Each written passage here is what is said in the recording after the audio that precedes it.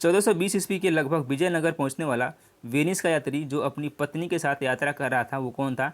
निकीतिन, Niccolo Conti, Ibn Battuta या फिर फरिश्ता? तो ये कौन था? ये था Niccolo Conti. Option number B बिल्कुल करेक्ट है। निम्न में से किस अधिनियम ने संवैधानिक निरंकुशता के सिद्धांत का अनुमोदन किया? 1909 का एक्ट, 1919 का एक्ट, 1935 का एक्ट या फिर 1947 का भारतीय स्वतंत्रता अधिनियम? तो ये कौन था? ये था 1935 का एक्ट। सी ऑप्शन बिल्कुल करेक्ट है। दस्तक शब्द से तात्पर्य क्या है? निःशुल्क पारपत्र अथवा शुल्क मुक्त व्यापार, उपद्रव, हुगली का समीपवर्ती बंदरगाह या फिर बाजार स्थल? तो यदि आपने पढ़ा है तो आपको भली भांति पता होगा। दस्तक क्या था? एक निःशुल्क पारपत्र अथवा शुल्क मुक्त व्यापार से है, जो कि 1717 ईस्वी में फर्रुखसियर ने बंगाल में ब्रिटिश कंपनी को शुल्क मुक्त व्यापार के लिए दस्तक जारी किया था, जिसका ब्रिटिश अधिकारियों द्वारा अपने निजी व्यापार के लिए भी दुरुपयोग किया गया था। तो आपको ये क्या लगाना है? ये ऑप्शन करेक्ट है। 1857 के विद्रोह का अग्रदूत कौन नहीं था? सन्यासी विद्रोह, संथाल विद्रोह, उलगुलान या फिर अहोम विद्रोह? तो क्या हो जाएगा?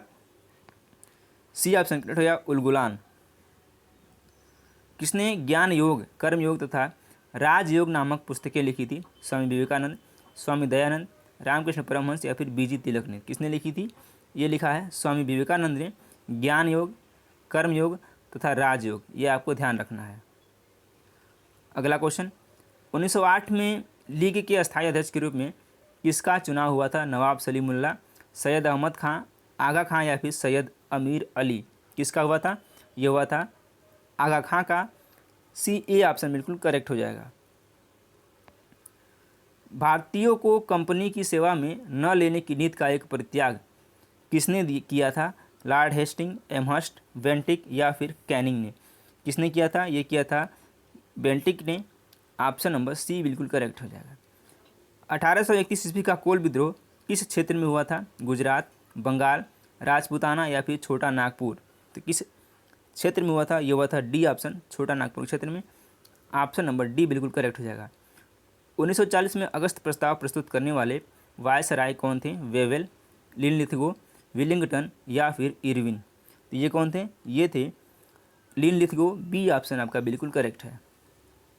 प्रांतों में दैध शासन कब लागू किया गया था? 1919, 1929, 1944 या फिर 1943? तो ये किया गया था 1919 में। ए ऑप्शन बिल्कुल करेक्ट है। राजगोपालाचारी योजना के विषय में क्या सही है? कुछ कांग्रेसियों ने विरोध किया, हिंदुओं को बहुत सुविधाएं दी, मुस्लिम लीग को अलग रखा गया, उपरोक्त सभी सत्य हैं? तो कौन सा करेक्ट हो जाएगा? ये हो जाएगा ए ऑप्शन करेक्ट, कुछ कांग्रेसियों ने विरोध किया था। बंगाल विभाजन के बाद कौन से प्रांत बने? पूर्व बंगाल, असम, बंगाल, उड़ीसा, उड़ीसा और बिहार या फिर सभी राज्य बने? तो कौन कौन बने थे? ये बने थे